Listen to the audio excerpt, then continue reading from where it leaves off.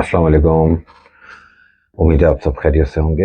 अच्छा, मार्च का महीना मंथ एंड की मैंने वीडियो नहीं बनाई थी। थोड़ा सा लेट बना रहा हूँ, इवेंट्स का इंतज़ार था, मॉनेटरी पॉलिसी का इंतज़ार था। कल 300 बेसिस पॉइंट्स भी मार्केट में मेरे हिसाब से डिस्काउंटेड ही थे और आज मार्केट ने उसी तरह से बिहेव किया है। और मैं ऑन एंड ऑफ देखें, जब व्हाट्सएप ग्रुप्स पे हर बात के लिए वीडियो तो नहीं बनाई जा सकती। अच्छा, कुछ बातें चलते फिरते हो जाती हैं लोगों से, उसमें बात कर दी जाती है।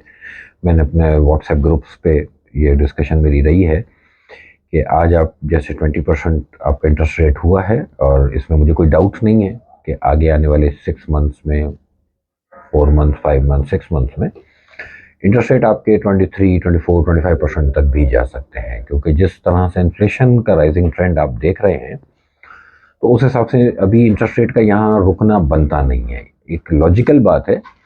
और मैं आपको लोगों को एक बात बताऊं कि देखिए, बहुत सी चीज़ें भी ऐसी हैं, क्योंकि हमारा टॉपिक इस वक्त इन्फ्लेशन, इंटरेस्ट रेट, इन चीज़ों से ऊपर चला गया है। हमारा टॉपिक इस वक्त है आईएमएफ।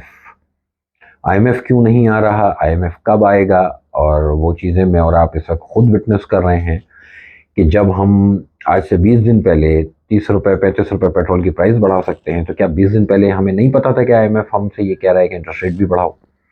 तो काम ये 20 दिन पहले हो जाता तो शायद अब तक आईएमएफ आ चुका होता।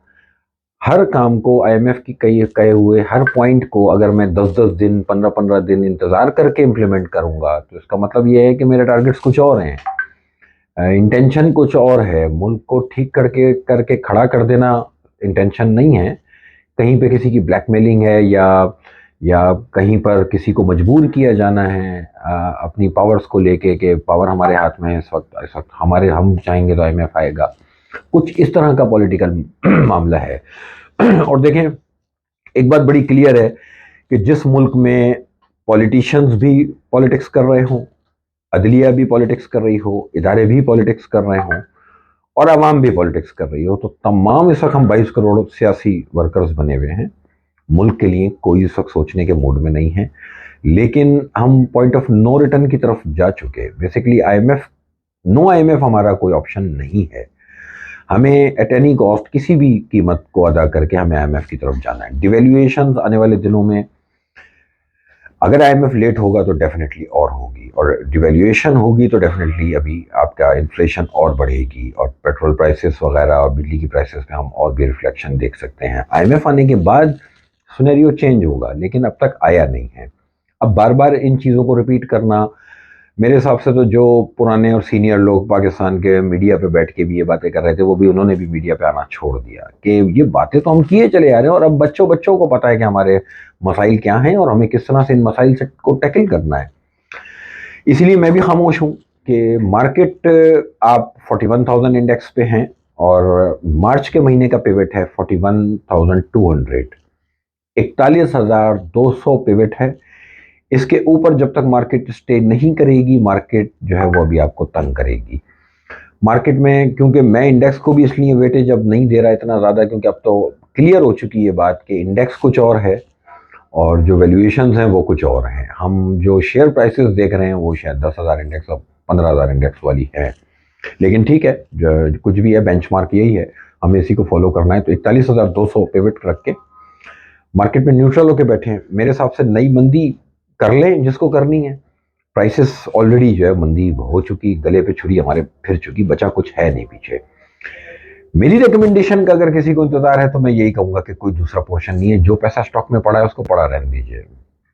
फिक्स में जाना है, मोस्ट वेलकम जा सकते हैं। सिर्फ कल के दिन 6.6% का रुपी डिवेल्युएशन हो गया, और इन्फ्लेशन मैं प्रिडिक्ट कर रहा हूँ 50 to 60% इन्फ्लेशन की तरफ हम जा रहे हैं। इन दो फिगर्स को सामने रख के, अगर आपको 20% इंटरेस्ट रेट को सामने रख के अगर आपने फिक्स रिटर्न लेना है और आप समझते हैं कि ये बेहतर है, तो मोस्ट वेलकम। बेसिकली ये एक अनदेखा लॉस है जो आपको फील नहीं हो रहा, लेकिन इस वक्त फिक्स रिटर्न की तरफ जाना भी एक लॉस का सौदा है। वेट करना चाहिए आईएमएफ के आने का। आईएमएफ के आने के बाद कुछ चीज़ें हैं मेरे पास जो मैं समझा सकता हूँ, और उसके ऊपर ज़रूर जो है वो आप लोगों को कन्विंस कर सकता हूँ। कुछ ऑप्शन ज़रूर मिलते हैं। देखिए, हर बुराई में, हर बुरे वक्त में भी कोई ना कोई उसका बेनिफिशियरी होता है।